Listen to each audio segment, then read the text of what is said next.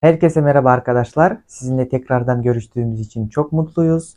Barыңарга salam dostlar. Sizlerdi кайрадан көрүп атканыбызга аябай кубанычтабыз. Бүгүн A2 деңгээлинин 3 грамматикалык сабагын баштап жатабыз.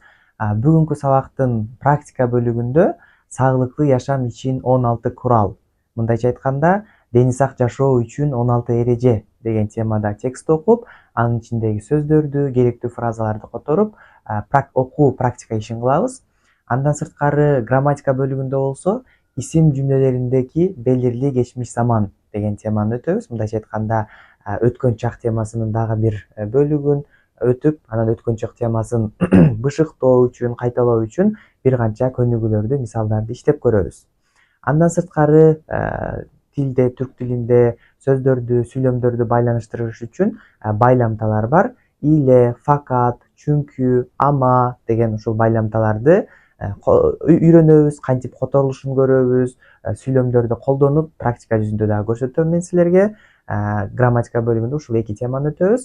Андан сырткары ар дайымкыдай эле түрк маданиятын, Түркиядагы кызыктуу нерселерди бөлүшүш үчүн мен силерге баарыбызга белгилүү болгон Галата мунарасы тууралуу кеп куруп бермекчимин.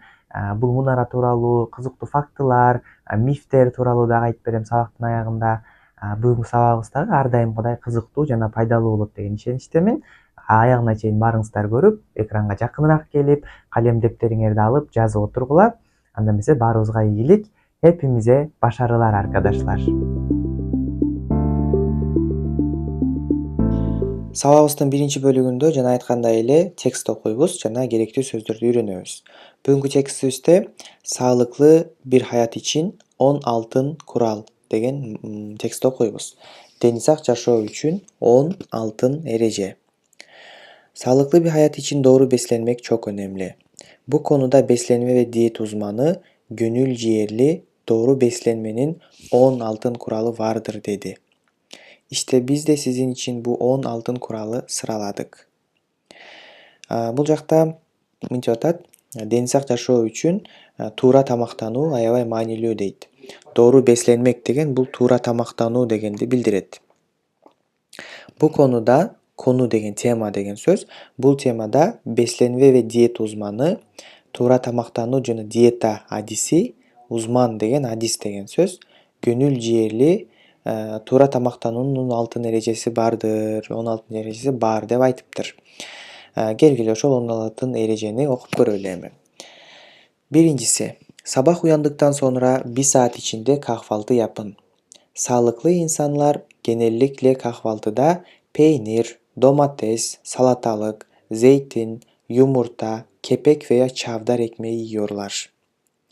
Birinci erejем экен, эртең менен ойгонгондо 1 сааттын ичинде таңкы тамакты жеңиз дейт. Дени сак адамдар, sağlıklı insan деген, ушу дени сак адам деген сөз. Көбүнчө таңкы тамакта эмне жешет дейт? Peynir, sır, domates, pomidor, salatalık, badıraң, zeytin, оливка, yumurta, жумуртка, kepek veya çavdar ekmeği yiyorlar. Kepek ve çavdar деген бул ундун түрлөрү, ошондон жасалган нанды жешет дейт. Экмек деген нан.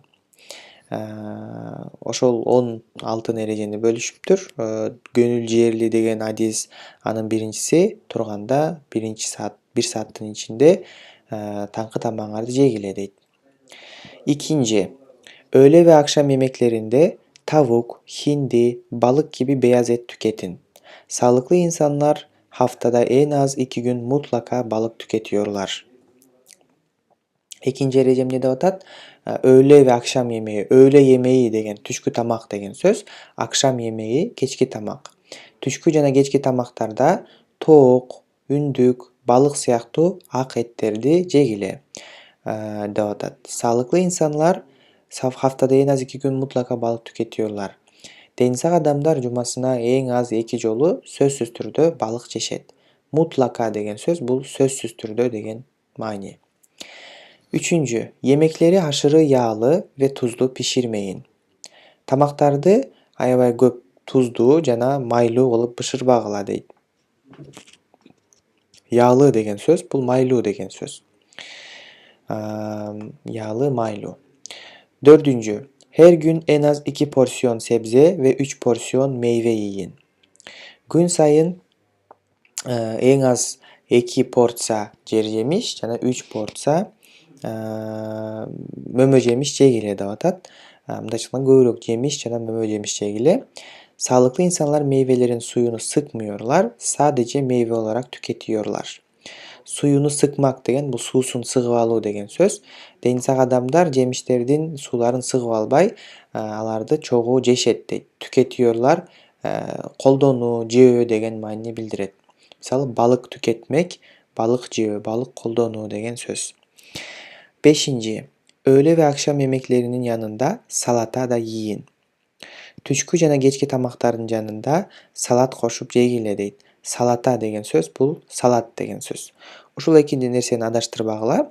Бул жакта салаталык деген сөз бар. Салаталык деген бул бадыраң деген сөз. Салата деген болсо бул өзү салат деген маанини билдирет.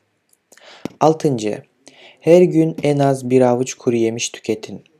Kuru yemiş деген сөз бул кургатылган жемиштер деген сөз. Kuru yemiş.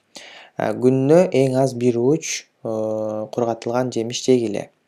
Çiğ kuru yemiş tercih edin. Sağlıklı insanlar her gün bir avuç çiğ badem ile çiğ fındık yiyorlar.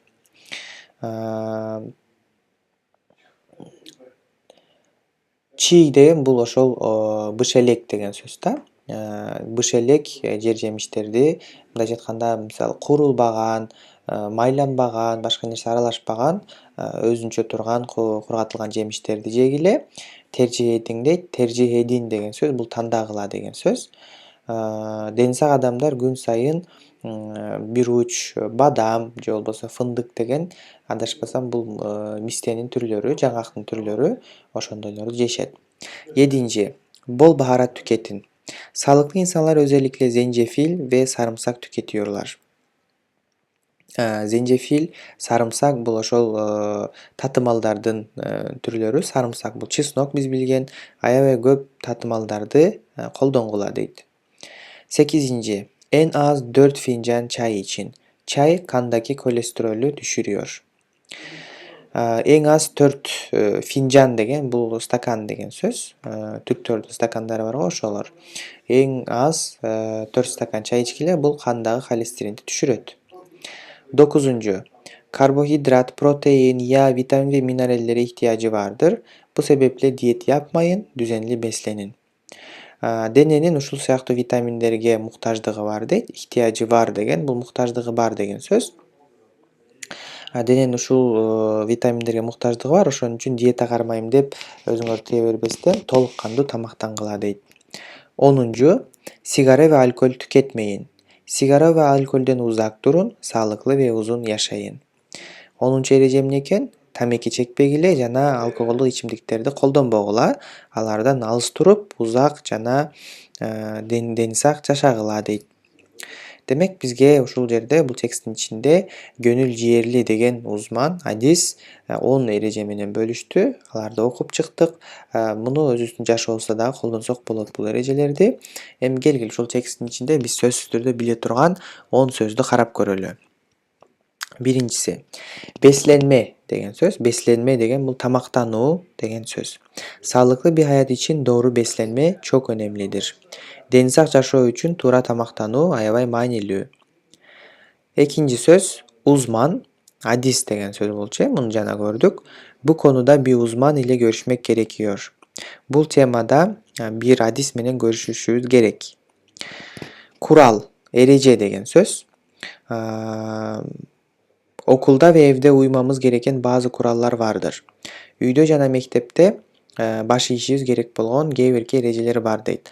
Kurallara uymak. Бул жерде уймамыз деп турат го, ошо уймак деген этиш, баш ийүү деген сөз. Kurallara uymak, kuralдарга, эрежелерге баш ийүү. Төртүнчүсү, tüketmek. Tüketmek деген бул керектөө, колдонуу, жөө деген маанини билдирет дедик. Мисалы, sağlıklı insanlar haftada en az 2 gün balık tüketiyorlar. Deni sak адамдар жумасына эң аз 2 жолу балык жешет, балык колдонушат дейт. Бешинчиси, porsiyon. Porsiyon деген сөз бул порция деген маанини билдирет. Her gün en az 2 porsiyon sebze yemeliyiz. Gün sayın эң аз 2 жолу жер жемиш жеп турушубуз керек. 2 порция жер жемиш жеп турушубуз керек. 6-нчы куру емиш, кургатылган жемиштер дедик. 7-нчи тержих этмек, бул тандоо деген сөз. Артык көрүү, тандоо, кылуу. Мисалы, эмеклердин янында генеликle салата жемеги тержих эдер. Тамактардын жанында көбүнчө салат жегенди тандайт. Düşürmek деген бул түшүрүү, азайтуу деген маанине билдирет. Мисалы, давленияны түшүрүү, кан басымды түшүрүү, шекерди азайтуу, шекерди түшүрүү деген маанилери. Yeşil çay içmek yüksek tansiyonu düşürüyor. Tansiyon деген бул кан басым, давление деген сөз. Жашыл чай ичүү давленияны түшүрөт. 9-нчусу ихтияч, муктаждык деген сөз. Муктаждык, керек болуу, муктаж болуу. Vücudumuzun enerji için karbonhidratlara ihtiyacı var. Денебиз энергия үчүн карбонхидраттарга муктаждыгы бар. Ихтияч деген жөнөкөй өзүбүзгө да колдонсок болот. Мисалы, benim şu an sevgiye ihtiyacım var. Азыркы учурда менин сүйүүгө муктаждыгым бар десек болот. Мисалы, эмнеге муктаж болсок, ihtiyacım var, ihtiyaç var, ihtiyaç olmak деп колдонулат. 10-нчу узак durmak. Узак durmak бул алыс болуу, алыс туруу деген маанине билдирет. Sağlıklı kalmak için şekerli içeceklerden uzak durun. Дени сак жашоо үчүн шекерлүү тамактардан, шекерлүү ичимдиктерден алыс туруңуздар дейт. Демек, ушул 10 сөздү үйрөндүк, достор. Бул сөздөрдү сөзсүз түрдө жазып, жаттап алыңыздар. Мисалдарды да түзүп көрсөңүздөр болот. Курста окуп жаткан окуучуларыма бул сөздөрдөн мен тапшырмаларды берип, тесттерди сурайм. Андан кийинки грамматика бөлүгүбүздөгү темабыз бул исим жүмлелеринде geçmiş zaman. Бул темага киришүүдөн мурун силер A1 деңгээлиндеги ат тамламалары, ат жүмлелери же болбосо исим тамламалары, исим жүмлелери деген теманы сөзсүз түрдө билишиңер керек.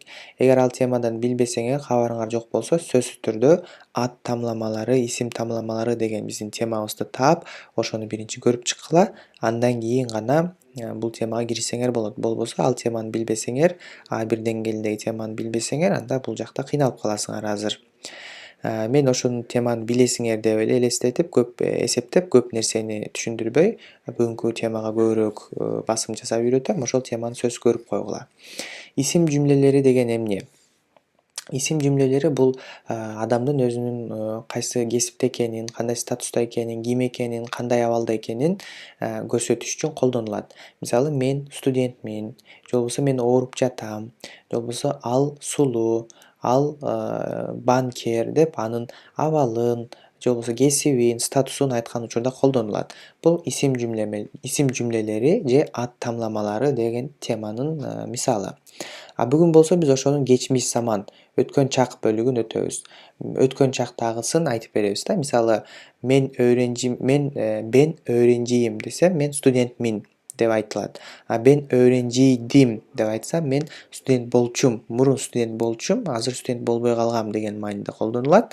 Мындайча айтканда, мурунку учурдагы, өткөн чактагы абалыбызды, статусубузду, көрүнүшүбүздү жана башкаларды айтууда кайсы кантип жасалат, ошолорду көрөбүз бүгүн. İsim cümlelerinde geçmiş zaman, geçmişteki bir durumu, bir sıfatı veya bir mesleği anlatmak için kullanılır. Жана айткандай эле, өткөн чактагы бир абалды, сапатты же бир кесипти түшүндүрүш үчүн колдонулат бул темабыз. Мисалы, ben dün hastaydım. Мен кечээ ооруп жаткан болчумун. Hava çok soğuk değildi. Аба ырайы суук эмес болчу. Sen dün evde miydin? Sen кечээ үйдө болчуңбу? Деп мындайча айтканда өткөн чактагы бир абалды, учурду сурап атат. Мунун учур чактагысы ben hastayım. Soğuk değil. Evde misin? деп айтылат. Булар учур чак, азыркы нерсени билдирип атат. Бүгүнкү темаларыбыз geçmiş zaman болгон үчүн биз өткөн чактагысына маани берип карайбыз муну. İsim cümleleri деки geçmiş zaman nasıl yapılır? Кантип жасалат? Бизге эң керектүү болгон өткөн чакты билдирген мүчөлөр бул ды, ди, ду, дүү деген мүчөлөр. Ушул мүчөлөр аркылуу биз geçmiş zamandaki isim cümleleri degенди жасай алабыз. Sesli uyumdu bilebizse эгерде сөзүбүздүн аягы аяккы үндүсү а, ы үндүлөрү менен бүтсө, анда ага биз д деген мүчөнү улайбыз. Ошондой эле и менен бүтсө ди дегенди улайбыз. У менен бүтсө ду дегенди, ү менен болсо бүтсө дүү деген мүчөнү улайбыз деп мурунку темаларда өткөнбүз. Мисалдарды карайбыз азыр. Öğrenci идим.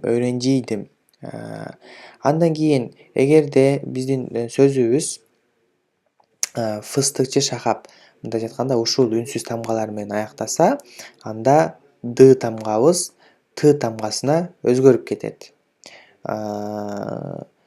Д деген мүчөнүн ордуна биз т деген мүчөнү коебуз.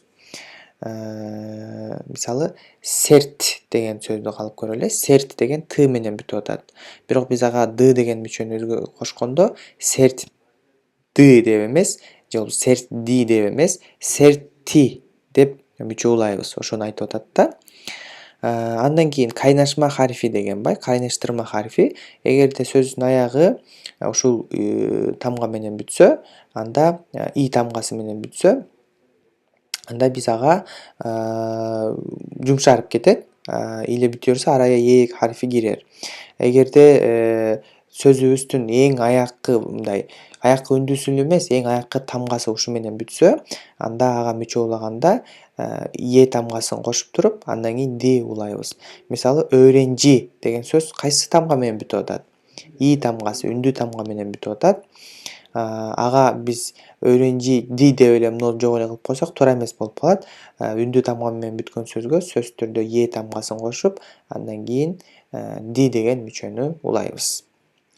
Мүчө улай эрежебиз ушундай. Бул бир аз математикалык нерсе, жаттап алууга көбүрөөк багытталат. Ошон үчүн муну кайра кайталап, өткөн темаларды кайталап, азыркы түшүндүрүп берген жерде кайра көрүп чыгыңарды сунуштайм. Келгиле эми дароо сүйлөмдөрдү жасап көрөлү. Олумлуу деген бул жөнөкөй сөз, негатив эмес, жөнөкөй бөлүгү. Жөнөкөй бөлүгүндө жана көрсөткөндөй эле биринчи сапат, сыпат колдонулат, андан кийин ду деген мүчө колдонулат. Ды, ди, дуду өткөн чакта билдириш үчүн кээ бирки жерлерде жана фыстыкчы шахап тамгасында т, ти, ту, түү болуп кетет. Ошолор мүчө, андан таандык мүчө колдонулат. Биз таандык мүчөлөрдү өткөнбүз. Ben yorgundum. Sen yorgundun. O yorgundu. Biz yorgunduk. Siz yorgundunuz. Onlar yorgunlardı. Yolbusy onlar yorgundular desek bolot. Кантип жасалды? Биринчи сыпат колдонулду көрсөткөндөй эле, андан кийин өткөн чактын мүчөсү колдонулду, андан кийин таандык мүчө колдонулду. Ben yorgundum, мен аябай чарчаңкы болчумун деп атат. Өткөн чактагы бир абалын айтып берип атат. Олумсуз, негатив формасында болсо, değil деген мүчө колдонулат. Değil деген бул эмес деген сөз да. Ошол değil деген мүчө колдонулат. Англис тилинде мисалы not деген мүчө бар го. I am not a student деп айтат го. Ошо not деген мүчө түрк тилинде değil деген сөз. Мисалы, ben dün okulda değildim. Негатив форма кантип жасалат? Ушул формуласы аябай маанилүү. Биринчиси исим, мындайча айтканда сыпат, андан кийин değil эмес деген мүчө, андан кийин өткөн чактын мүчөсү, андан кийин шahıs эки таандык мүчө колдонулат. Ben dün okulda değildim. Hava soğuk değildi. Biz hazır değildik деп айтып атат. Мен кечээ мектепте эмес болчумун. Аба ырайы суук эмес болчу. Биз даяр эмес болчук деп атат. Değil деген мүчө менен биз олумсузду жасайбыз. Суроолуу форматында болсо, биз билебиз, суроолуу формат кантип жасалат? Бардык эле бөлүктө суроо формасында мы, ми, му, мү деген мүчөлөр колдонулат жана бул сөздөн өзүнчө жазылат. Бул формуланы эстеп алсак, бизге жардам берет суроо формасын жасоо. Биринчи сапат колдонулат, андан кийин суроо мүчөсү, андан кийин сөзсүз түрдө биз суроо мүчөбүз үндүү тамга менен бүткөн үчүн сөзсүз түрдө э тамгасы кирет, андан кийин д ди өткөн чактын мүчөлөрү, андан кийин таандык мүчө келет. Ушул кызыл менен болгон формуланы жаттап алсаңар, булар мүчөлөрдү улоодо кыйналбайсыңар. Мисалы, сен дүн evde miydin? Сен кечээ үйдө болчуңбу? Биринчи өзүңөр көргөндөй evde деген абал айтылып атат. Андан кийин ми суроонун мүчөсү, андан кийин суроонун мүчөсү үндүү тамга менен бүткөн үчүн бизге и мүчөсү колдонулду. Андан кийин д деген мүчө колдонулду. Исим тамламасынын кечимдик заманы. Анан н деген бул таандык мүчө. Мындайча айтканда бул формулаларга салып аябай грамматикага басым жасайм десеңер, ушул эреже менен кылсаңар болот, бирок иштеп атканда и так өзү деле түшүнүктүү болот. Сынав зор мuydu? Сынак оор болчубу? Onlar mutlular mıydı? Алар аябай бактылуу болчубу дейт. Жана мен башында түшүндүрүп бердим, мунун экөөнүн ортосунда айырма бар. Биз мурун ат тамламалары, исим тамламалары дегенде учур чактагысын өтсөк, бүгүн өткөн чактагысын өттүк. Экөөнүн айырмасы ушундай. Мен öğrenciyim десем, мен исим тамламасы учур чакты айтып аткан болом. Азыркы учурда студентмин деп. Ben geçen yıl öğrenciydim. Же болбосо geçen yıl деген жок эле, жөн эле ben öğrenciydim десек, анда бул мен студент болчумун, студент элем деген маанини билдирип атат. Ошо экөөнүн айырмасын адаштырбайбыз. Өткөн чактагыларды айтып атканда д ди мүчөлөрүн колдонобуз. Бул жакта жанагы азыр түшүндүрүп берген олумлуу, олумсуз сору деп 4 бөлүккө бөлүп жөндөп атат. Ушул таблицаны бир сыйра карап алгыла, анткени курста окуп аткан студенттериме мен ушул жакта сөздөрдү жөндөтөм. Ушул 4 бөлүккө жаздырам. Мисалы, ben hastaydım. Жөнөкөй формасы мен ооруп жаткан болчумун. Негатив формасы ben hasta değildim. Негатив формасы değil менен жасалат дедик. Суроолуу формасы мы жасалат. Олумсуз сорунда değil miydin, değil miydim деп жасалат. Олумсуз сорууга дагы değil кошулат. Муну көрдүк, муну бир сыйра карап алсаңар болот. Бизге мындай жакшы портрет түзүп берет да, айырмасын билиш үчүн. Келгиле эми азыркы темабызды бышыкташ үчүн биз көнүгүү иштеп көрөлү. Бул жакта азыркы үйрөнгөн мүчөлөрдү тематикага жараша д, ди, ду деген мүчөлөрдү жана суроолуу форма колдонулуп турган жерде суроолуу мүчөлөрдү колдонуп, ошол көнүгүүнү иштеп көрөлү. Азыр пауза кыласыңар видеону, анан өзүңөр азыркы иштеп калган эрежелер менен мүчөлөрдү бош жерлерге улайсыңар. Анан мен туура жоопторун көрсөтөм.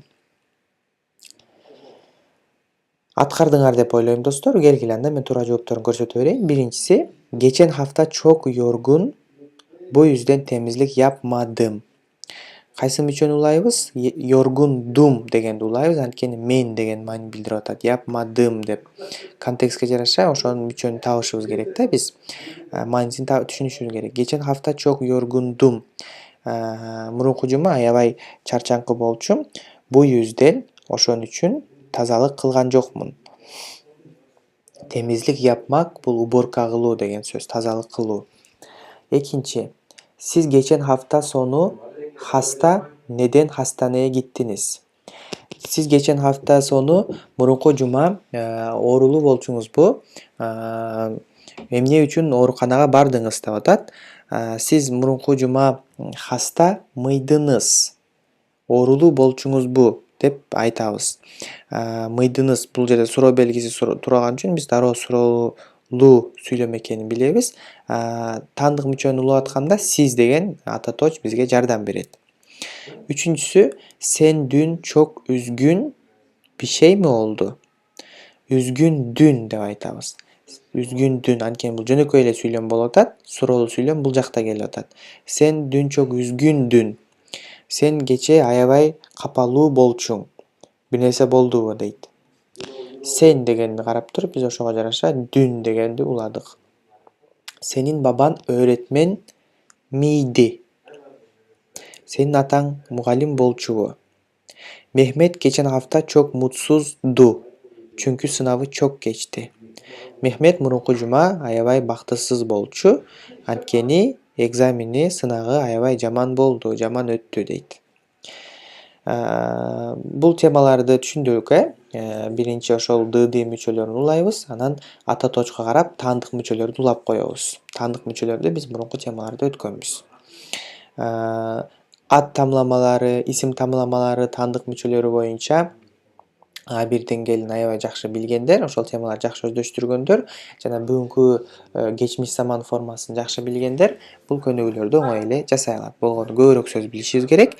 Айтылган эки теманы жана алардын айырмасын жакшы билишибиз керек. Андан кийин көбүрөөк сөз билип, контекстти түшүнсөк, ошол мүчөлөрдү оңой гана улай алабыз. Келгиле эми грамматикабыздын экинчи темасы баалачылар бөлүгү. Баалачылар деген теманы өтөбүз. Баалачылар деген бул байламталар деген сөз. Байламталар эмне деген? Бул сөздү сүйлөмдүн ичинде эки сөздү бири-бирине маанилештириш үчүн колдонулат. Ошону биз баалачылар деп айтабыз. Байламталар. Мисалы үчүн кыргыз тилинен биринчи мисал келтирип берейин силерге. Кыргыз тилинде түшүнүктүүрөөк болуш үчүн байламталар сөздөрдү же сүйлөмдөрдү бири-бирине мааниси боюнча байланыштырат. Мисалы, Залкар менен Марлен балык тутушту. Бул жерде эки адамды бири-бирине байлап атат, менен деп. Экөө чогуу бир иш кылганын көрсөтүп атат. Же болбосо алма менен алча анын сүйүктүү тамактары. Алма менен алча деп экөөнү бири-бирине байлап атат, кошуп атат. Ошону биз байламта деп атабыз. Байламта деген сөз бул жерде менен деген болду да ошондо. Же болбосо ал барбайт, анткени анын иши бар. Бул жерде сөздүн себебин билдирип атат. Эмне себептен барбайт экенин көрсөтүп атат жана анткени деген сөз колдонулуп атат. Анткени деген сөз бул жерде байламта. Бизде баары бар. Ошондуктан биз бактылуубуз. Бизде баары бар, ошондуктан ошол себептен биз бактылуубуз деп атат. Мындайча айтканда, кандайдыр бир нерсенин себебин көрсөтүп атат. Ошону биз ошондуктан, ошол себептен деген маанини билдирип, сөзгө бир кандайдыр бир жаңы маани, себеп кошуп атат да. Ошолорду биз кыргыз тилинде байламта дейбиз, ал эми түрк тилинде баалач дейбиз. Бул биздин досум экөөбүздүн балык туткандагы сүрөтүбүз. Залкар менен Марлен деген ушул эки бала. Келгиле эми түрк тилиндеги баалачыларды карап көрөлү. Байламталардын эң көп колдонулганы иле деген сөз. Иле деген бул менен дегенди билдирет. Иле келимеyi бири-бирине баалар ve бирликтелик анламını katar. Ошо жана айткандай эле эки сөздү бири-бирине байланыштырат, ошонун чогуу экенин көрсөтөт. Мисалы, örnek, pazardan elma ile portakal aldım. Bazardan alma menен apelsin aldım. Okula her sabah otobüs ile gidiyorum. Окууга күн сайын эртең менен автобус менен барам. Автобус менен. Бүгүн аннем ile babam doktora gittiler. Бүгүн атам менен апам докторго барышты. Çayı her zaman şeker ile içerim. Çaydı ар дайым şeker menен içem. Kardeşim ile beraber ödev yapıyoruz. Bir тууганым менен чогуу тапшырма аткарып атабыз. Мындайча айтканда, бул бир тууганым менен, алма менен, автобус менен, атам менен, сахар менен деп эки сөздү бири-бирине байланыштырып атат. Ошонун түркчөсү иле деген сөз. Бирок бул сөзгө дагы уланып кеткен учурлары көп учурда кездешет. Аны мен бүгүн кошпой калыптырмын. Курста окуп аткан окуучуларыма тест тегиштин аяккы бөлүгүндө ушуга байланыштуу тема берем. Ошону дагы көрүп, кошумча түшүнүп алсак болот. Мисалы, элма иле дебей, элмайла. Otobüs ile дебей, otobüsle деп кыскартылып, эки сөзгө кошулуп кетет да мүчө. Ошол учурун курста окуп аткандарга тесттин аягында кошумча тапшырма катары берем. Ошону көрсөңүздөр болот. Экинчи биздин байламтабыз, баалачыбыз чүнкү деген сөз. Чүнкү бул анткени, себеби деген маанини билдирет. Bir durumun sebebini açıklamak için kullanılır. Önce sonuç, sonra sebep gelir. бир окуянын, бир учурдун себебин түшүндүрүш үчүн колдонулат. Ошон үчүн себеби анткени деп айтылат да. Dışarı çıkmıyorum çünkü dışarıda yağmur yağıyor. Sırtка чыкпайм, анткени сыртта жамгыр жаап атат. Сынавдан düşük not aldım çünkü hiç çalışmadım. Сынактан аябай аз балл алдым, анткени такыр иштеген жокмун, даярданган жокмун. Su içiyorum çünkü çok susadım. Su içip atam, sebebi aябай susadım.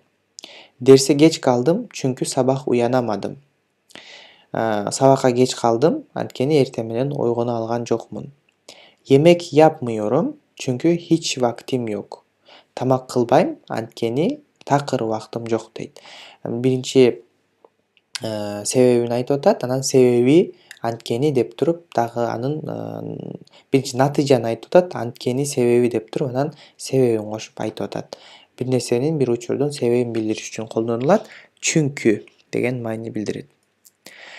Үчүнчү байламтабыз бул fakat деген сөз. Fakat, ama деген бул экөө бирок деген маани билдирет. Бирок, fakat же ama. Экөөнүн бири-биринин учуруна, ордуна колдоно берсек болот. Экөө бирдей эле маани билдирет. Бирок түрк тилинде көбүнчө ama дегени көбүрөөк колдонулат. İki zıt veya farklı düşünceyi birbirine bağlar. Olumlu bir cümleden sonra olumsuz bir durum veya tam tersi geleceği zaman kullanılır. Эки бири-бирине карама-каршы нерсени айтканда колдонулат. Бирок дегенди билебиз да. Мисалы, менин акчам бар, бирок баргым келбей эле. Же болбосо, ал сулуу, бирок акылсыз дегендей да. Экөөнүн бири-бирине карама-каршылыгын көрсөтүп атат. Ошо карама-каршы маанидеги идеяларды айтканда, ойлорду айтканда fakat, ama дегендер колдонулат экен. Bu ayakkabılar çok güzel ama çok pahalı. Бул бут кийимдер аябай кооз, бирок аябай кымбат. Türkçe anlıyorum fakat konuşamıyorum. Türkçe түшүнөм, бирок сүйлөй албайм дейт. Калган 3 мисалды көрүп аткандар которуп комментарийге жазгыла. Келгиле ушул байламталар темасын бүтүрүп атып, 3 байламтанын бири-бирине кантип аралаштырып ийбей туура колдонот экенбиз көнүгүү иштеп көрөлү. Ile, çünkü, ama, же болбосо fakat деген байламталарды көрдүк. Эми биринчи сүйлөмдөрдү окуп көрүп, маанисине жараша кайсынысы туура келет, видеону пауза кылып койгула, анан текшересиңер. Иштеп бүттүңөр деп ойлойм.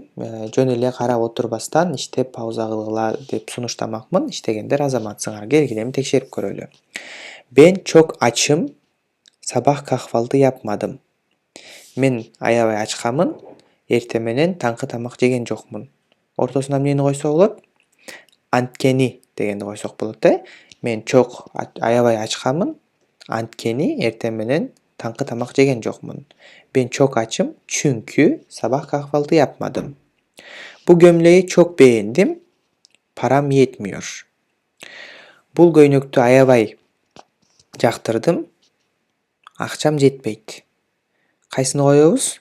Бирок дегенди коебуз, Анткени акчам буну аябай жакшы көрдүм, бирок акчам жетпейт. Ama дегенди койдук. Marketten ekmek, yumurta aldım. Эмнени коебуз? Marketten nan менен жумуртка алдым. Nan менен жумуртка, ekmek ile yumurta. 4. Türkçeyi seviyorum. Gramer bazen zor geliyor. Türkçөнү жакшы көрөм. Грамматикасы кээде оор келет дейт. Экөө бири-бирине карама-каршы идея, ошон үчүн ama дегенди койсок же fakat дегенди койсок болот. Түрк тилин жакшы көрөм, бирок грамматикасы кээде оор. Bugün çok mutluyum. Çünkü bugün benim doğum günüm. Bugün аябай бактылуумун, анткени бүгүн менин туулган күнүм. Bu hafta sonu arkadaşım sinemaya gideceğiz. Бул дем алыш күнү досум менен киного барабыз дейт, Ile. Бул байламталарды туура колдонуш үчүн биринчи сүйлөмдүн маанисин түшүнүшүбүз керек. Анан ошого жараша байламталарды колдоно берсек болот. Анан сүйлөп атканда көбүрөөк байламта колдонгону аракет кылгыла. Силердин сүйлөгөнүңөргө көбүрөөк жардам берет. Ушуну менен биз грамматика бөлүгүн бүтүрдүк. Белгилүү эми достор, башында сөз бергендей, мен силерге азыр Галата мунарасы тууралуу айтып берейин. Галата мунарасы тууралуу көбүңөр эле билип, көрүп жүрсөңөр керек, өзгөчө түрк сериалдарынан көп көрсөңөр керек. Бул мунара тууралуу бир аз азын-аулак кеп буруп бермекчимин. Бул Галата мунарасы дүйнөдөгү эң эски, эң тарыхы бай мунаралардын бири болуп саналат. Ал 507-жылы Византия империясы тарабынан курулган, бирок эң алгач бул жыгачтан курулган экен. Андан кийин гана бара-бара ар кандай кырдаалдардан улам кулап, кайра тургузулуп, кайра кулап, кайра тургузулуп, ар кандай эмелер менен бүгүнкү күнүбүздө таш менен курулган мунара болуп жетип келди күнүбүзгө. Курулгандагы функциясы доордон доорго, замандан заманга карап өзгөрүлүп турган. Эң алгач мисалы түрмө, камак катары колдонулса, андан кийин Осман империясы доорунда мисалы кемелерди келип кеткен кемелерди текшерүү үчүн, ошондой эле шаардын ичинде өрт чыгып атабы, чыкпай атабы караш үчүн мындай типа маяк катары колдонулган да. Азыр болсо жөн гана музей катары турат. Музей катары элдер кирип Галата мунарасынын үстүнө чыкса, Стамбул 360 градуска мындайча айтканда бардык жагын көрүүгө болот. Мунаранын үстүнө чыкканда мунара аябай кооз борборунда жайгашкан, келген туристтер аябай көп. Тегерегинде кафелер бар, азыр аябай популярдуу болуп атат. Ошо Галата мунарасынын тегерегинде таттуу жеп, аны Инстаграмга, соц тармактарга бөлүшүү. Бул мунара акыркы жылдары жана айткандай эле музей катары колдонулуп атат. Ошондой эле бул мунара тууралуу бир канча мифтер бар. Ага көпчүлүк адамдар ишенгиси келет, кызыктуу болот окшойт деп ойлойм. Мисалы эң популярдуу, эң белгилүү мифтердин бири, эгер Галата мунарасына сен өмүрүңдө биринчи жолу чыгып атсаң жана жаныңда сүйгөн кызың менен же сүйгөн балаң менен чыксаң, экөөң сөзсүз түрдө баш кошосуң деген бир миф бар да. Бул мындайча айтканда бул мунара сүйүү символу. Ошол мунарага ким менен биринчи чыксаң, ошол менен баш кошосуң деген бир миф бар. Эгерде сен ага чейин мисалы сен өзүң сүйгөн кызың менен, жигитиң менен чыкпай башка бирөө менен чыгып калсаң, жанакы миф, жанакы сыйкыр бул ага иштебей калат. Ошого бул мунарага чыкканда, мисалы азыркы айланамда досторум дагы бар. Жок, мен азыр чыкпайм, кийин сүйгөнүмдү тапканда чыгам, экинчи түгөйүмдү тапканда чыгам деп чыкпайм, типа ошо мифке ишенгендер дагы бар. Ошондой достор, ошол Галата мунарасынын чокусуна ким менен биринчи чыксаң, ошол менен түбөлүк бирге болосуң деген ушундай бир миф бар. Мен Галата мунарасынын чокусуна чыгып көрө элекмин, буюрса чыгам деген ишеничтемин.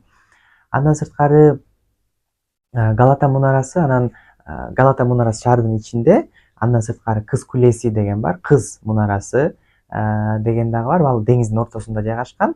Ошо Галата мунарасы менен Кыз кулеси экөө бири-бирине мындай сүйүү менен байланган. Галата бул эркек, Кыз кулеси, Кыз мунарасы бул кыз. Эки сүйүктүүнүн урматына курулган мунаралар деп дагы айтылган мифтер бар. Экөө бири-бирин карап турат да. Галатага барсаң Кыз кулеси көрүнөт, Кыз мунарасы, Кыз мунарасына барсаң Галата көрүнөт. Галата негизи Стамбулдун бардык жеринен көрүнөт. Ошондой достор. Анан дагы бир тарыхый факт, 17-кылымда Ахмет Челеби, адашпасам атын туура айттым, Ахмет Челеби деген бир адам Галата мунарасынын чокусуна чыгып, жасалма канаттарды жасап, ошо Босфор деңизинин бул өйүзүнө учуп өткөн. Бул тарыхый факт. Канаттарды жасап, ошол бир мунаранын чокусуна чыгып, кадимкидей ошо мунарадан секирип, аркы өйүзгө өткөндүгү айтылат. Муну биз мисалы Даңазалуу доор сериалынан дагы көрсөк болот. Ошол Ахмет Челеби ошонун бирөөсү учуп өткөнү ошо сериалга да тартылган. Бул дүйнөлүк авиадагы эң алгачкы учууга болгон аракеттер деп дагы айтылат. Ага чейин мисалы самолет жок болчу, вертолет жок болчу, башка эч нерсе жок болчу. Адам өз күчү менен өз канаттары жасап алып, ал өйүздөн бул өйүзгө учуп өткөн. Муну ошол сериалдан дагы көрсөк болот достор.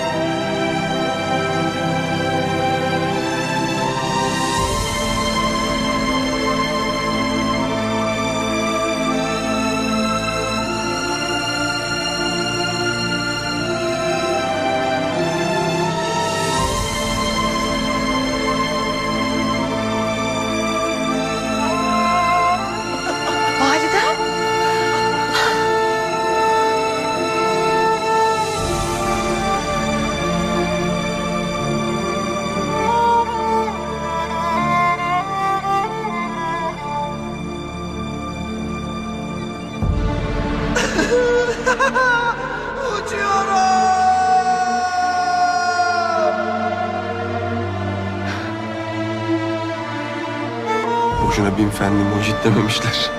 Dediğini yaptı. Uçuyor.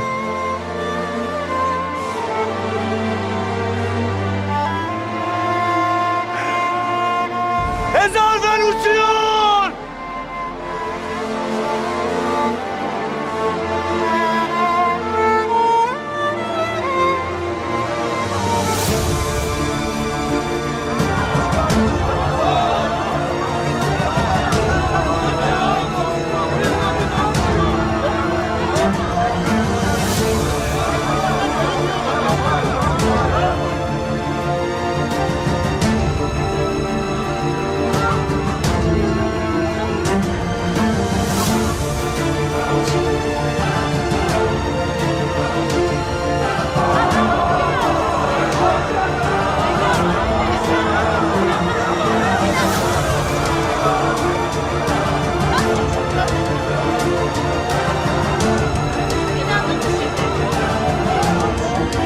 Hazerfen Çelebi.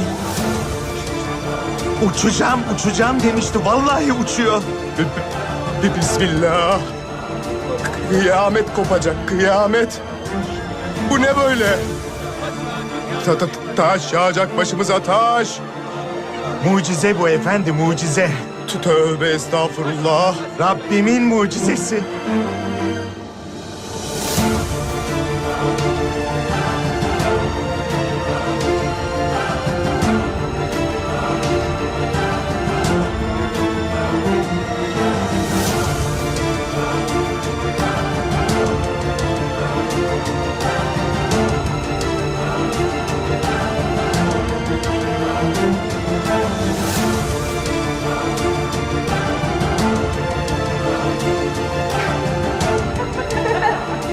Allah'ım sen aklıma mukayyet ol.